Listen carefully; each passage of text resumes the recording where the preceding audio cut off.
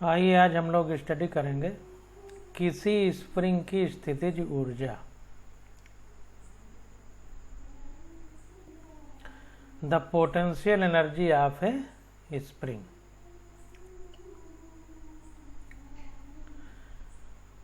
तो जैसा कि हम नाम से समझ रहे हैं कि स्थितिज ऊर्जा की बात हो रही है, यानी उस स्प्रिंग की स्थिति विशेष के कारण जो कार्य करने की क्षमता है वो स्थितिज ऊर्जा होगी। तो कह रहा है कि कोई स्प्रिंग बल एक परिवर्ती बल का उदाहरण है जो संरक्षी होता है। तो कहने का मतलब ये है कि कोई स्प्रिंग है तो उसके कारण जो बल है वो परिवर्ती बल है।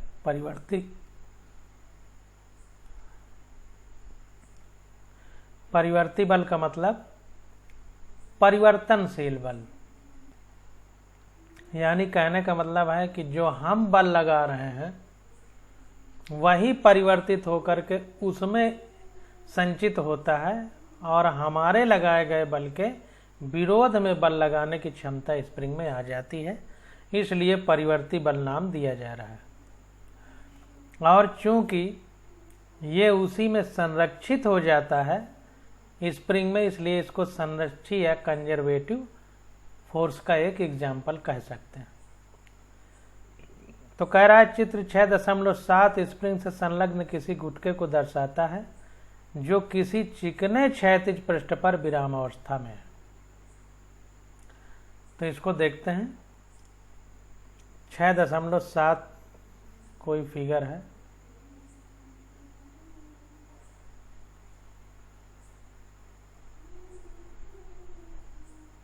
यही देखिए 6.7 है, ये फिगर देखते हैं।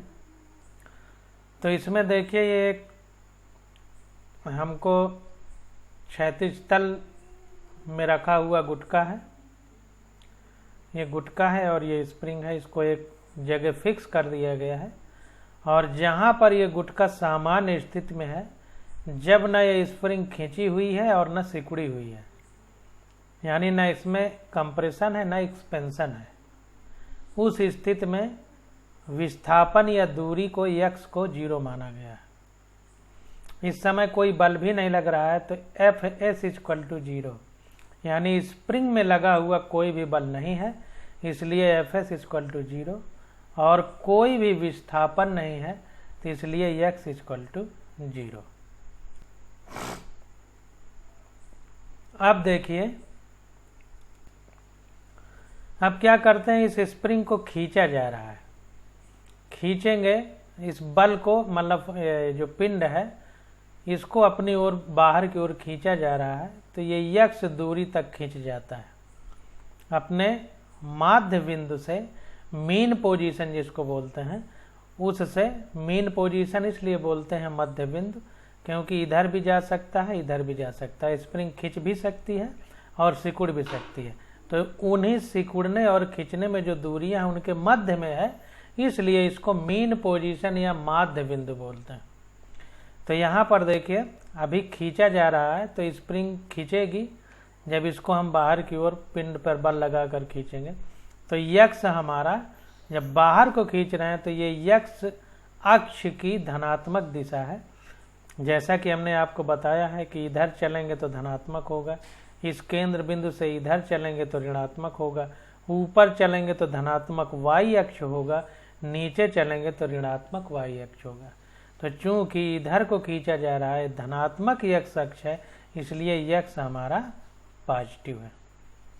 अब देखिए, जब इसको हम यहाँ तक खींच लेंगे और खींच के छोड़ेंगे तो इस स्प्रिंग में जो संरक्षी बल जो अभी हमने पीछे हिंदी में पढ़ा है, परिवर्ती बल, वो यहाँ पर संचित हो जाता है। और जैसे ही हम इसको छोड़ेंगे उस बल के कारण ये स्प्रिंग खींच करके फिर अपनी मीन पोजीशन यानी माध्य स्थिति में आ जाएगी। तो इसीलिए x देखिए पॉजिटिव है, क्योंकि हमने खींचा इधर है, लेकिन बल स्प्रिंग के कारण इधर को लग रहा है, इसलिए Fs इज निगेटिव, यानी स्प्रिंग का जो फोर्स है वो निगेटिव है। अब इसी प्रकार सी में देखते हैं तो इसमें देखिए क्या है, स्प्रिंग को हम लोग कंप्रेस कर रहे हैं, यानी इस पर बल इस दिशा में लगा रहे हैं हम अपने हाथ से। जब इस पर इस तरह इस दिशा में बल लगाएंगे तो ये सिकुड़ेगी, तो x अक्ष के विपरीत दिशा में ये विस्थापन होगा या दूरी होगी मध्य बिंदु से, जितना ये स्प्रिंग हमारी सिकुड़ी है। तो इसलिए x इज निगेटिव लिखा है, क्योंकि x इधर पॉजिटिव है। अब सिकोड़ा इधर गया है तो x इज निगेटिव। अब देखिए जब ये सिकुड़ जाएगी स्प्रिंग, तो इस पर जो बल लगा है उसके कारण वो बल इसमें रिस्टोर हो जाएगा, क्योंकि संरक्षी बल है। तो अब उसके कारण ये स्प्रिंग फाइल करके फिर अपनी मेन पोजीशन में आएगी, यानी स्प्रिंग के द्वारा बल इधर को लगेगा। Fs तीर देखिए इधर लगाया, तो Fs इज निगेटिव। क्यों? क्योंकि हमने बल इसमें इधर को लगाया है और स्प्रिंग अब इधर को लगा रही है। इस Fs इज पॉजिटिव इसलिए क्योंकि हमने बल इधर को लगाया है निगेटिव x अक्ष में, और ये पॉजिटिव x अक्ष में अब Fs स्प्रिंग के कारण बल लग रहा है। तो इस प्रकार से ये पॉजिटिव निगेटिव किस प्रकार से हमने समझा। अब इसको पढ़ने का प्रयास करते हैं। तो कह रहा है इस चित्र 6.7 स्प्रिंग से संलग्न किसी गुटके को दर्शाता है जो किसी चिकने क्षैतिज पृष्ठ पर विराम अवस्था में है। स्प्रिंग का दूसरा सिरा किसी दृढ़ दीवार से जुड़ा है, जैसा हमने अभी देखा। स्प्रिंग हल्का है और द्रव्यमान रहित माना जा सकता है। स्प्रिंग बहुत हल्का है, इतना हल्का है कि उसके द्रव्यमान को हम नगण्य मान सकते हैं। किसी आदर्श स्प्रिंग में स्प्रिंग बल Fs गुटके का अपनी साम्य अवस्था स्थिति में विस्थापन x के समानुपाती होता है। तो इसको ध्यान दीजिए कि कोई अगर आदर्श स्प्रिंग है, आदर्श स्प्रिंग यानी आइडियल स्प्रिंग, तो आइडियल स्प्रिंग का मतलब ये होता है कि उसको दबाने पर वो सिकुड़े तो, लेकिन जैसे ही बल हटाएं फिर उतना ही फैल जाए, या फैलाएं तो फैले तो, लेकिन बल जैसे ही हटाएं फिर उतना ही सिकुड़े जितना वो थी, उसकी लंबाई में कमी या वृद्धि ना हो, तो उसे हम आदर्श स्प्रिंग कहेंगे। तो वही कह रहा है कि अगर कोई आदर्श स्प्रिंग है और उसमें बल लगाया जा रहा है, तो जाहिर सी बात है कि उसमें साम्य स्थिति में जो विस्थापन होता है, साम्य स्थिति से मतलब मीन पोजीशन से, तो वो स्प्रिंग का जो बल है, स्प्रिंग बल, वो उस विस्थापन के समानुपाती होता है, यानी Fs समानुपाती x, यानी Fs directly proportional to x होता है। गुटके का साम्य अवस्था से विस्थापन धनात्मक या ऋणात्मक हो सकता है। तो जाहिर सी बात है कि अगर धनात्मक x दिशा में विस्थापन होगा तो धनात्मक x होगा, और अगर ऋणात्मक दिशा में होगा तो ऋणात्मक x होगा।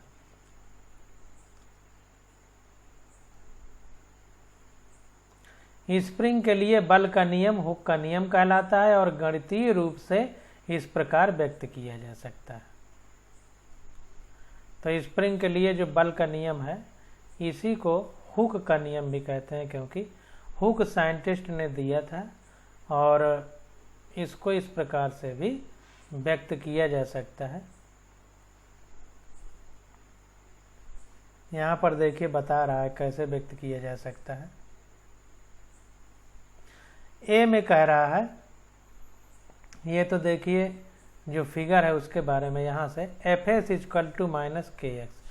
Fs समानुपाती था x के, अब उसको हटाएंगे तो ये k जो है हमारा ये नियतांक हो जाएगा, जिसको स्प्रिंग नियतांक यानी अंग्रेजी में स्प्रिंग कांस्टेंट कहते हैं। अब जाहिर सी बात है कि जिधर को बल लगाते हैं उसके विपरीत दिशा में स्प्रिंग बल लगाती है, इसलिए माइनस साइन लगा है दिशा की वजह से। तो यहाँ नियतांक k एक स्प्रिंग नियतांक है जिसका मात्रक न्यूटन पर मीटर है।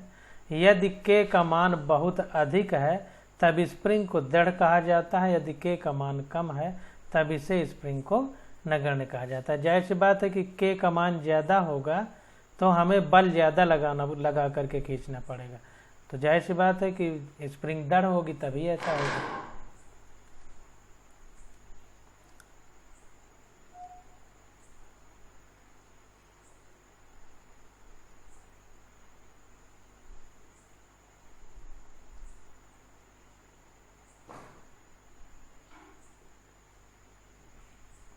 तो ये चीज़ होती है। अब देखिए कह रहा है, ये चीज़ें तो देखिए सब समझा ही दिए हैं, इसको अभी हम लोग देखते हैं, पहले इसको ख़त्म करें। अब देखिए कह रहा है कि मान लीजिए कि हम गुटके को बाहर की तरफ, जैसा कि चित्र 6.7b में दिखाया गया है, धीमी अचर चाल से खींचते हैं। ध्यान दीजिए, धीमी अचर चाल से, बहुत तेज नहीं खींचना है।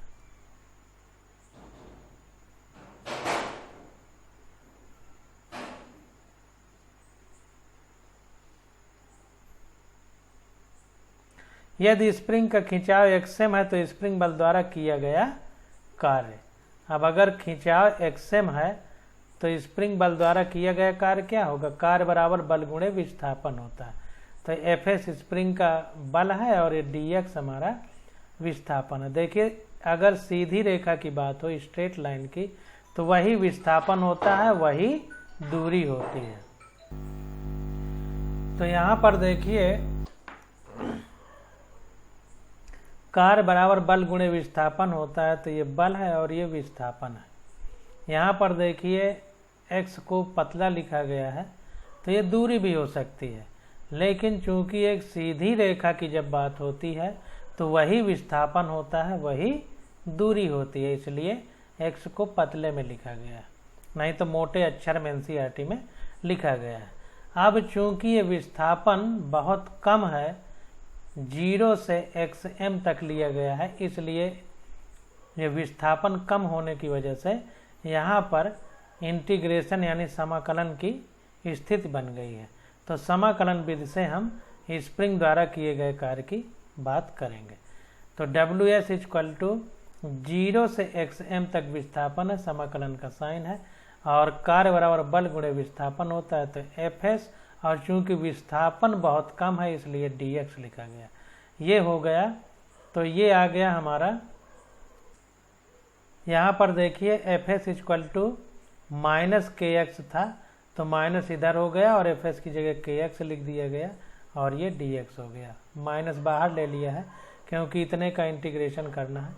तो अब देखिए यहाँ पर माइनस k और यहाँ x है, ये x है, तो ये स्क्वायर हो जाएगा, x इंटू x स्क्वायर, और जितना स्क्वायर होगा उतने का बटा होगा। और अच्छे से समाकलन विधि देख लीजिएगा, हम यहाँ मोटा मोटा आपको बता दे रहे हैं कि ऐसे हुआ है। तो Ws इक्वल टू हो गया -kxm स्क्वायर अपान 2। इस व्यंजक को हम चित्र 6.7d में दिखाए गए त्रिभुज के क्षेत्रफल से भी प्राप्त कर सकते हैं। तो यहाँ पर ध्यान देना है। अब यहाँ पर देखिए जो ऊपर है इनको तो हमने समझा दिया था, और इसके बारे में देखना है। तो वही कह रहा है कि Fs तथा x के बीच खींचा गया आलेख छायांकित त्रिभुज का क्षेत्रफल स्प्रिंग बल द्वारा किए गए कार्य को निरूपित करता है। Fs और x के विपरीत चिन्हों के कारण किया गया कार्य ऋणात्मक है। तो Fs और x के विपरीत चिन्हों के कारण किया गया कार्य ऋणात्मक है, क्योंकि इनमें से एक चिन्ह विपरीत होते हैं। या f पॉजिटिव होगा Fs तो x निगेटिव होता है, अगर x निगेटिव है तो Fs पॉजिटिव होता है। तो कुल मिलाकर के प्लस और माइनस का गुणा होगा तो माइनस आता है, इसलिए कार्य हमारा ऋणात्मक आया है। अब इसमें देखते हैं। तो कार्य देखिए, जब कोई त्रिभुज होता है या ट्रायंगल, तो उसके क्षेत्रफल से हम कार्य निकाल सकते हैं। क्यों? क्योंकि कार्य बराबर बल गुणे विस्थापन। तो इस बल और विस्थापन में जो विस्थापन है वो x दिशा में ये xm को बताता है, और जो बल लगा है वो देखिए y एक्सिस में Fs बता रहा है। तो y एक्सिस में कितना ये है ये लाइन, और x अक्ष में कितनी है लाइन। तो ये लाइन हमें बल बता रही है, ये लाइन हमें विस्थापन या दूरी बता रही है सीधी रेखा में। तो इसलिए कार्य बराबर बल गुणे विस्थापन होता है। चूंकि तो एक लाइन बल को बता रही है और एक लाइन विस्थापन को बता रही है, तो अगर हम इस त्रिभुज का क्षेत्रफल निकाल लें, इस ट्रायंगल का एरिया निकाल लें, तो जाहिर सी बात है कि वही हमें कार्य को व्यक्त करेगा हमारे। तो जाहिर सी बात है कि अगर इस त्रिभुज का हम क्षेत्रफल निकालें तो क्षेत्रफल का फार्मूला होता है कि 1/2 आधार गुणे लंब, 1/2 आधार गुणे लंब। तो वैसे ही कर करके हम इसको देखते हैं। तो यहाँ पर देखिए 1/2 गुणे आधार, आधार को इंग्लिश में बेस भी बोलते हैं, गुणे लंब, लंब को परपेंडिकुलर भी बोलते हैं। तो 1/2, अब ये त्रिभुज है तो इसमें अगर ये एंगल लेंगे तो ये आधार हो जाएगा। तो आधार हो गया XM इंटू लंब क्या हो गया, लंब ये बल। तो चूंकि ये पॉजिटिव वाई एक्सिस है, ये निगेटिव वाई एक्सिस है, तो यहाँ पर बल क्या हो जाएगा -Fs। निगेटिव में ये लाइन है, इससे ऊपर होती तो पॉजिटिव लेते, इससे नीचे है तो निगेटिव। तो ये हो गया 1/2 इंटू XM इंटू निगेटिव में Fs इक्वल टू होता है KXM। तो ये हो जाएगा, निगेटिव इधर आ जाएगा तो -1/2 KXM का स्क्वायर, XM का स्क्वायर हो जाएगा। वही चीज़ यहाँ लिखी गई है, वही चीज़ देखिए। तो ऐसे इसके क्षेत्रफल से भी हम कार्य को निकाल सकते हैं, ये कहने का मतलब है। अब देखिए ग्राफ कैसे खींचा गया है, इसको समझिए। तो एक ग्राफ इस हिसाब से खींचा गया है कि बल निगेटिव है तो विस्थापन पॉजिटिव है, अगर विस्थापन निगेटिव है तो बल पॉजिटिव है। तो देखिए अगर हम इधर चलें तो इधर हमारा विस्थापन निगेटिव होगा। तो देखिए वाई एक्सिस ये है, तो इससे जितना भी ऊपर है सब पॉजिटिव है। तो देखिए इधर को बल वाली रेखा जा रही है, तो इसका मतलब ये यहाँ से इतना पूरा ऊपर पॉजिटिव होगा वाई के लिए, और यहाँ से इधर पूरा पॉजिटिव होगा एक्स के लिए, और यहाँ से इधर पूरा निगेटिव होगा एक्स के लिए। तो एक्स निगेटिव हो गया तो बल पॉजिटिव है। अब यहाँ पर देखिए एक्स पॉजिटिव है तो ये नीचे को जा रही है लाइन, यानी बल निगेटिव है। यही स्प्रिंग में हो रहा था कि जिधर हम बल लगा रहे थे उसके विपरीत विस्थापन हो रहा था। तो एक को पॉजिटिव रखेंगे तो एक को निगेटिव, वही यहाँ पर देखिए किया गया है। तो इस प्रकार से हम लोग इसको करेंगे।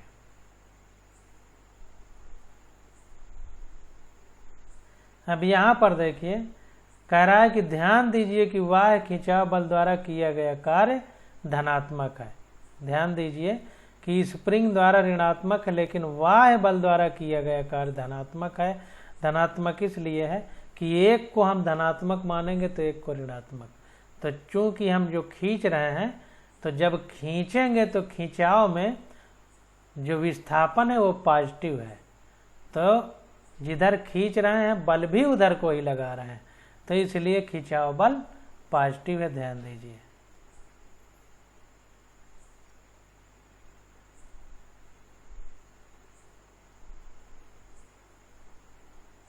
तो खिंचाव वाला बल पॉजिटिव है। देखिए तो यहाँ पर W equal to +x + KXM का स्क्वायर बाई 2। यदि स्प्रिंग का विस्थापन एक्सिस (0) से संपीड़ित किया जाता है तब भी उपरोक्त व्यंजक सत्य है। ये ध्यान दीजिए कि अगर हम मतलब विस्थापन निगेटिव है, 0 से कम मतलब निगेटिव, तो भी हमारे द्वारा जो बल लगेगा वो पॉजिटिव ही रहेगा, तब भी ये पॉजिटिव ही रहेगा। तो कुल मिला करके हम जो बल लगा करके कार्य कर रहे हैं स्प्रिंग में वो पॉजिटिव है, और स्प्रिंग सिकुड़ करके जो कार्य कर रही है वो निगेटिव है। एक को पॉजिटिव मानेंगे तो दूसरा निगेटिव रहेगा। स्प्रिंग बल WS इक्वल टू -KXC² 2 कार्य करता है, जबकि वाह बल W इक्वल टू -KXC² 2 कार्य करता है। तो इसको ध्यान दीजिए।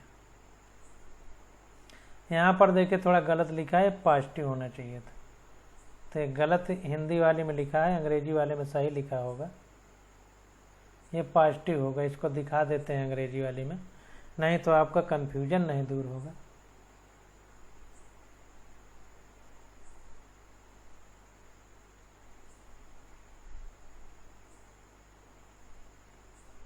यहाँ पर देखिए spring force does work -KXC² 2 while the external force F does work +KXC² 2।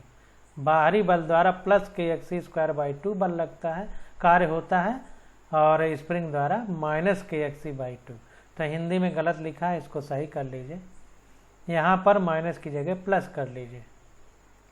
अब देखिए आगे, यदि गुटके को इसके आरंभिक विस्थापन xi से अंतिम विस्थापन xf तक विस्थापित किया जाता है तो स्प्रिंग बल द्वारा किया गया कार्य।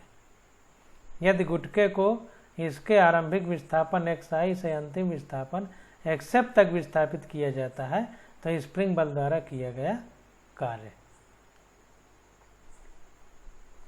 तो WS equal to minus XI XF के x dx इक्वल टू, तो यहाँ पर देखिए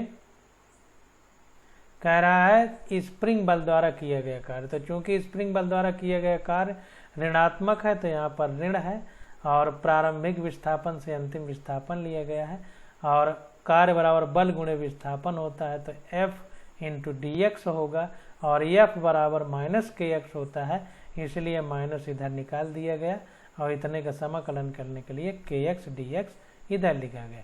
तो ये हो गया kx1 xi square by 2 minus kxf square by 2।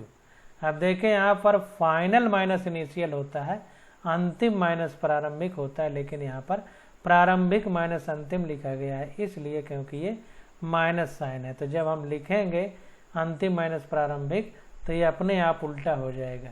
तो kxi square by 2 minus kxf square by 2, अंतिम माइनस प्रारंभिक को माइनस हटा करके प्रारंभिक माइनस अंतिम लिखा गया। अतः स्प्रिंग बल द्वारा किया गया कार्य केवल सिरे के बिंदुओं पर निर्भर करता है, विशेष रूप से जब गुटके को स्थिति xi से खींचा गया हो और वापस xi स्थिति तक आने दिया गया हो। तो इसके कहने का मतलब क्या निकल रहा है कि जितना विस्थापन तक हम लोगों ने खींचा वहीं पर वो फिर वापस आ गई, यानी विस्थापन 0 हो गया तो कार्य 0 हो जाएगा। और एक बात जो ये कह रहा है कि प्रारंभिक बिंदु और अंतिम बिंदु से केवल मतलब है, तो ये केवल संरक्षी बल में ही होता है, यानी कंजर्वेटिव फोर्स में ही होता है। तो संरक्षी बल न कोण पे निर्भर करता है न किसी इस स्थिति पे, इस बात पे निर्भर करेगा कि वो वस्तु उस स्थिति में किस प्रकार आई, केवल प्रारंभिक और अंतिम स्थितियों पर ही निर्भर करेगा। तो इसलिए ये बात कही जा रही। तो इसीलिए देखिए WS equal to minus XI XF KX dx equal to x KXI square upon 2 minus, ये प्रारंभिक स्थिति में XI स्क्वायर है और अंतिम स्थिति भी फिर से सिकुड़ करके माध्य स्थिति में आ जाती है तो XI स्क्वायर ही होगा। तो इसलिए ये 0 हो जाएगा क्योंकि विस्थापन जितना प्रारंभिक है उतना अंतिम है, तो ये 0 हो गया। अतः स्प्रिंग बल द्वारा किसी चक्रीय प्रक्रम में किया गया कार्य शून्य होता है। जैसे वस्तु जहाँ गई वहाँ से फिर अपनी प्रारंभिक बिंदु पर लौट आई, जैसे घड़ी की सुई 12 से चली और 12 पे फिर आ गई तो विस्थापन 0 हो गया। तो जब चक्रीय प्रक्रम होगा, चक्कर लगा के सुई वहीं अपने स्थान पे आई। तो इसी प्रकार से यहाँ भी हो रहा है, जब विस्थापन 0 होगा तो कार्य 0 होगा। हमने यहाँ स्पष्ट कर दिया है कि स्प्रिंग बल केवल स्थिति पर निर्भर करता है, जैसा कि हुक द्वारा पहले ही बताया गया है Fs equal to minus kx। तो ये पहले ही बता दिया। यह बल कार्य करता है जो किसी पिंड की आरंभिक एवं अंतिम स्थितियों पर निर्भर करता है। उदाहरणार्थ समीकरण 6.17, अतः स्प्रिंग बल एक संरक्षी बल है। तो जाहिर सी बात है कि प्रारंभिक और स्थितियों अंतिम स्थितियों पर ही निर्भर कर रहा है, इसलिए यह संरक्षी बल है या कंजर्वेटिव फोर्स।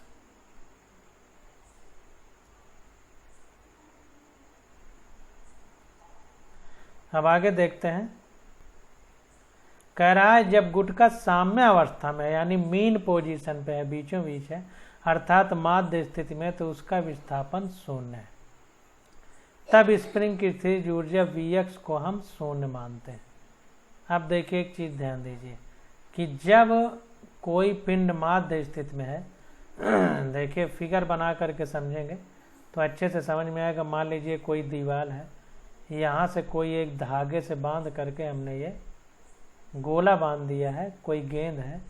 अब इसको यहाँ पर ऐसे जैसे पेंडुलम चलता है वैसे चलाते हैं, तो यहाँ पर इसका वेग 0 हो जाता है। जब वेग 0 होगा तो स्थितिज ऊर्जा केवल होगी वो स्थिर ऊर्जा केवल होगी, गतिज ऊर्जा नहीं होगी। क्यों? क्योंकि गतिज ऊर्जा बराबर हाफ mv², जब v 0 है तो गतिज ऊर्जा 0 होगी, तो केवल स्थितिज ऊर्जा होगी।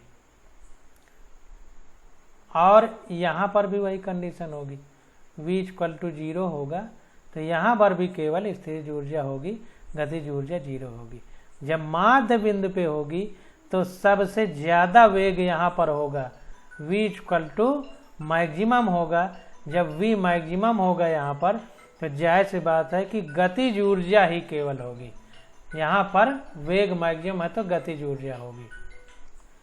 तो माध्य स्थिति में केवल गतिज ऊर्जा होगी और यहाँ से यहाँ के बीच में गतिज ऊर्जा और स्थितिज ऊर्जा का योग होगा। तो इसी प्रकार स्प्रिंग में समझ लेते हैं, स्प्रिंग भी जब माध्य स्थिति में होगी तो केवल गतिज ऊर्जा होगी। जब खींच करके छोड़ा जाएगा स्प्रिंग को तो इसमें भी ये ऐसे मूव करेगी। तो अगर ऐसे पेंडुलम जैसे समझा है तो माध्य स्थिति में केवल गतिज ऊर्जा होगी और जब खिंचाव होगा तो अंतिम स्थिति में केवल स्थितिज ऊर्जा होगी। और माध्य स्थिति और अंतिम स्थिति के बीच में गतिज ऊर्जा और स्थितिज ऊर्जा का मिश्रण होगा। अब कैसे होगा थोड़ा सा ये भी समझ लीजिए।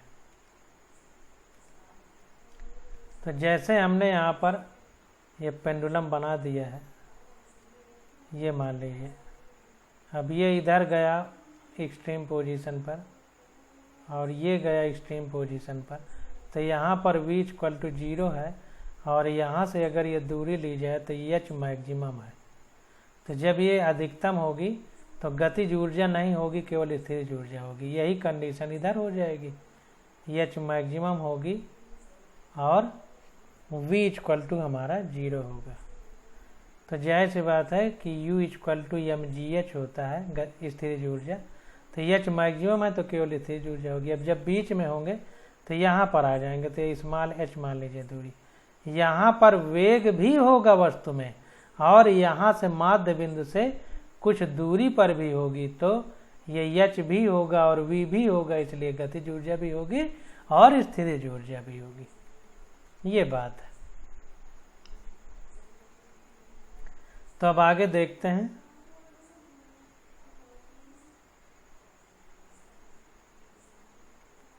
तो देखिए यहाँ पर जब गुटका साम्य अवस्था में अर्थात माध्य स्थिति में तो उसका विस्थापन शून्य है, तब स्प्रिंग की स्थितिज ऊर्जा Vx को हम शून्य मानते हैं। जब माध्य स्थिति में होगी तो जैसे हमने h लिखा वो 0 हो जाएगा, तो माध्य स्थिति में स्थितिज ऊर्जा शून्य होगी। किसी खिंचाव या संपीड़न x के लिए उपरोक्त विश्लेषण सुझाता है। जब माध्य स्थिति में स्थितिज ऊर्जा 0 होगी तो गतिज ऊर्जा अधिकतम होगी। तो देखिए कह रहा Vx = हाफ kx², यानी स्प्रिंग की स्थितिज ऊर्जा का फार्मूला हाफ kx² होगा। इसको ध्यान देना, ये जो V लिखता है कैपिटल ये और x विस्थापन है इसका, तो x विस्थापन है तो जाहिर सी बात है कि ये स्थितिज ऊर्जा होगी।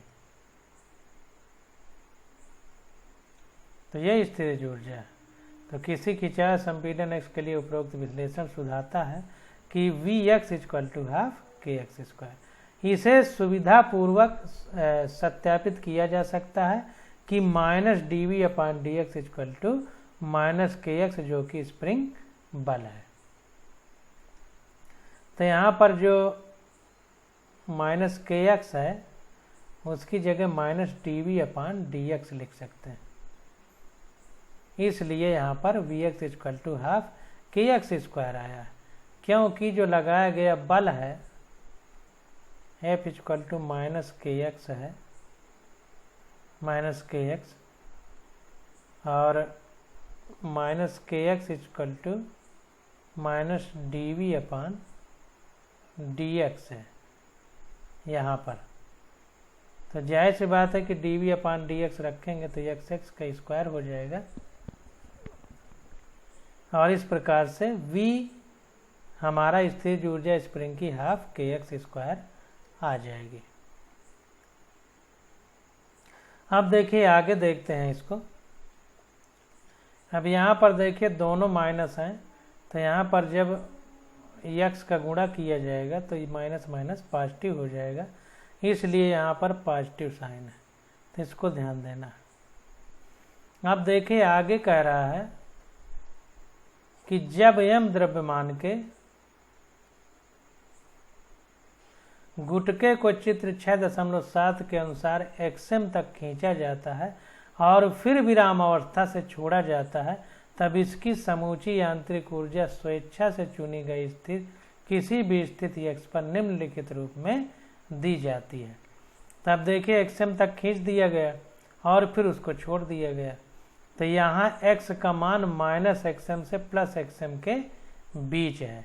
तो जो ये माध्य स्थिति है जो x है, तो उसमें क्या है, जैसे स्प्रिंग को हमने खींचा तो पॉजिटिव होगा x, और जब हम उसको छोड़ देंगे तो ये लौट करके माध्य विस्थित से और पीछे चली आएगी, अगर कोई बल पकड़ेगा नहीं, जड़त्व के कारण। कोई वस्तु गतिमान है तो वो गतिमान रहेगी, तो वो इधर भी आएगी माध्य स्थित से, बाईं तरफ भी, दाईं तरफ खींचे तो बाईं तरफ तक भी आएगी, और जब विरोधी बल स्प्रिंग का उस पर लग जाएगा तो फिर वो रुकेगी, फिर ऐसे ऐसे दोलन करते हुए माध्य बिंदु पर रुकेगी।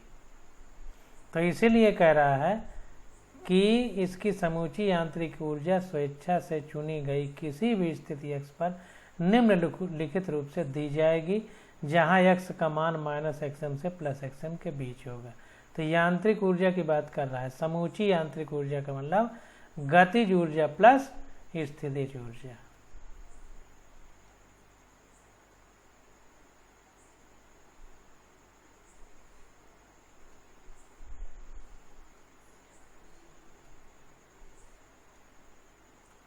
तो गतिज ऊर्जा और स्थितिज ऊर्जा की जब बात हो रही है तो स्प्रिंग की कुल ऊर्जा हाफ के xm स्क्वायर हो गई, इक्वल टू हाफ के x square plus half mv square, मतलब स्थितिज ऊर्जा प्लस गतिज ऊर्जा। हाफ के xm square equal to half के x square plus half mv square, मतलब कितने विस्थापन पर है स्प्रिंग की कुल ऊर्जा निकालना है, तो विस्थापन और वेग अगर दोनों है तो गतिज ऊर्जा और स्थितिज ऊर्जा का मिश्रण होगा, तो हाफ के x square plus half mv square. यहाँ पर ये ध्यान देना है कि ये स्प्रिंग की स्थितिज ऊर्जा है, यानी पोटेंशियल एनर्जी, और ये स्प्रिंग की गतिज ऊर्जा है, यानी काइनेटिक एनर्जी। तो बस इतना ध्यान रखना, ये टोटल एनर्जी है, टोटल एनर्जी, या इसी को मैकेनिकल एनर्जी बोलते हैं, यांत्रिक ऊर्जा, मैकेनिकल एनर्जी। तो इस प्रकार से हम लोग इसको निकालते हैं। यहाँ हमने यांत्रिक ऊर्जा के संरक्षण का उपयोग किया है, जैसे ऊर्जा संरक्षण, किसी वस्तु की ऊर्जा संरक्षित रहती है, उसको न नष्ट किया जा सकता है न उत्पन्न किया जा सकता है, एक रूप से दूसरे रूप में बदला जा सकता है। तो स्थितिज ऊर्जा गतिज ऊर्जा का योग कुल ऊर्जा है, जिसको यांत्रिक ऊर्जा कहते हैं। इसके अनुसार गुटके की चाल Vm और गतिज ऊर्जा साम्य अवस्था x बराबर 0 पर अधिकतम होगी, अर्थात half m Vm square equal to half के xm स्क्वायर, तो Vm equal to √k/m xm, half m Vm square equal to half के xm स्क्वायर। तो अब देखिए माध्य स्थिति में जब है, xm का मतलब मीन पोजीशन, जब माध्य स्थिति में है तो हमने बताया है कि x 0 होगा। जब x 0 होगा तो जितनी भी स्प्रिंग की ऊर्जा होगी वो क्या होगी, गतिज ऊर्जा होगी, इसीलिए half m Vm square equal to half के xm स्क्वायर, यानी माध्य स्थिति में जो वेग है Vm, उस स्थिति में जो स्प्रिंग की ऊर्जा है वो टोटल की टोटल गतिज ऊर्जा होगी। तो इसको ध्यान देना है।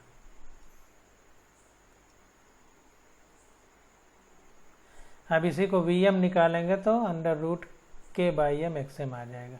ध्यान दीजिए कि k/m की विमत t-2 है और यह समीकरण विमीय रूप से सही है। यहाँ निकाय की गतिज ऊर्जा, निकाय मतलब सिस्टम, जो भी स्प्रिंग और गुटका जो भी मेज रखे हैं पूरे को निकाय बोलते हैं। तो यहाँ निकाय की गतिज ऊर्जा स्थिर ऊर्जा और ऊर्जा में और स्थिर ऊर्जा गतिज ऊर्जा में परिवर्तित हो जाती है, तथापि कुल यांत्रिक ऊर्जा नियत रहती है। चित्र 6.8 में इसका ग्राफीय निरूपण किया गया है। तो कुल मिलाकर के वही बात हो गई कि गतिज ऊर्जा स्थिर ऊर्जा में, स्थिर ऊर्जा गतिज ऊर्जा में बदल जा रही है, और इसका ग्राफ 6.8 है, उसको देख लेते हैं। तो ये देखिए ग्राफ यहाँ पर दिखाया गया है।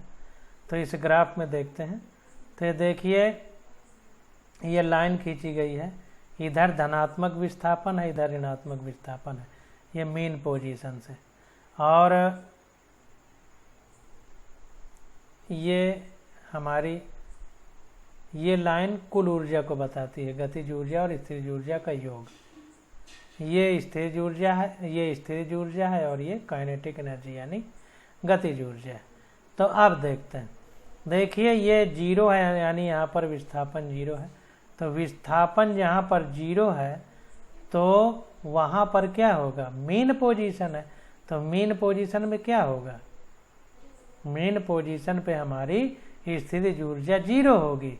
तो इसीलिए यहाँ पर देखिए स्थितिज ऊर्जा का जो कर्व है ये 0 पे टच हो गया, 0 पे टच हुआ है।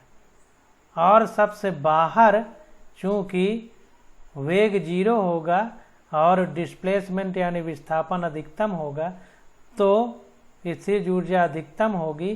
तो देखिए इस लाइन से सबसे ज़्यादा ऊंचाई पर यहाँ पर स्थितिज ऊर्जा को जोड़ा गया है दोनों तरफ, ये मेन पोजीशन है। तो यहाँ पर स्थितिज ऊर्जा यानी पोटेंशियल एनर्जी सबसे अधिकतम है, और मेन पोजीशन पर 0 है। अब गतिज ऊर्जा पे समझते हैं। तो गतिज ऊर्जा कर्व देखिए स्थितिज ऊर्जा का एकदम उल्टा है, यानी मेन पोजीशन पे स्थितिज ऊर्जा 0 है, तो देखिए गतिज ऊर्जा अधिकतम है, गतिज ऊर्जा अधिकतम है। जहाँ पर x0 यहाँ पर गतिज ऊर्जा अधिकतम है, क्योंकि इस लाइन से अधिकतम दूरी पर यह ग्राफ टच कर रहा है। और देखिए जहाँ पर विस्थापन अधिकतम है, जहाँ पर विस्थापन अधिकतम है दोनों दिशा में, प्लस दिशा में और माइनस दिशा में, वहाँ पर देखिए 0 वाली लाइन पे टच कर रहा है। इसका मतलब यहाँ पर गतिज ऊर्जा 0 है, यहाँ पर और यहाँ पर। यहाँ पर देखिए मेन पोजीशन में अधिकतम है, क्योंकि ग्राफ देखिए यहाँ पर, और इन दोनों का योग गतिज ऊर्जा प्लस स्थितिज ऊर्जा बराबर यांत्रिक ऊर्जा यानी मैकेनिकल एनर्जी है।